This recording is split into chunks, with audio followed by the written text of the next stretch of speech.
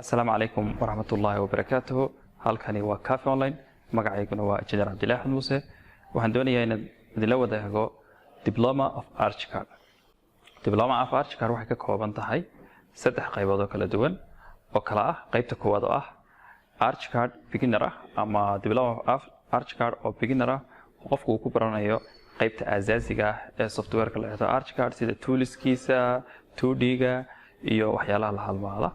sidoo kale waxaad ku baran kartaa qaybta labaad oo ah Archicad Advanced oo aad ku baran doonto iyadana 3D-yada oo ay ugu muhiimsan yihiin sida moolasha iyo decoration-ka.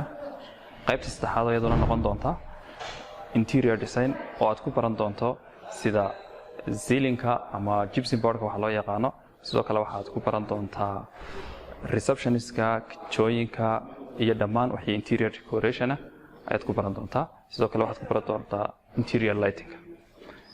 Diploma of AutoCAD. Diploma of AutoCAD waxaad ku baranaysaa saddex qaybood oo AutoCAD ah. waa AutoCAD beginner oo ka kooban qaybaha 2D-ga iyo decoration-kiisa, furniture-kiisa, waxyaalahaas oo dhan oo awoodda lagu saarayo qofka 2D-ga siduu samayn lahaa.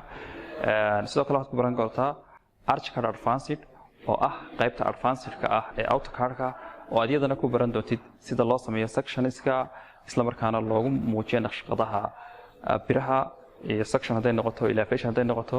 hadda sidoo kale waxaad ku baran doontaa sida birta loogu muujiyo slab-ka, column-ka, beam-ka iyo dhammaan qaybaha kala duwan ee guriga. sidoo kale waxaad baran doontaa qaybta saddexaad oo ugu dambaysa Diploma of AutoCAD oo ah AutoCAD 3D.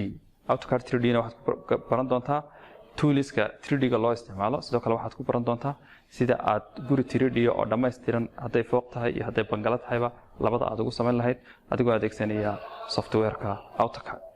ku soo dhawaada ayaan leenahay Cafe Online.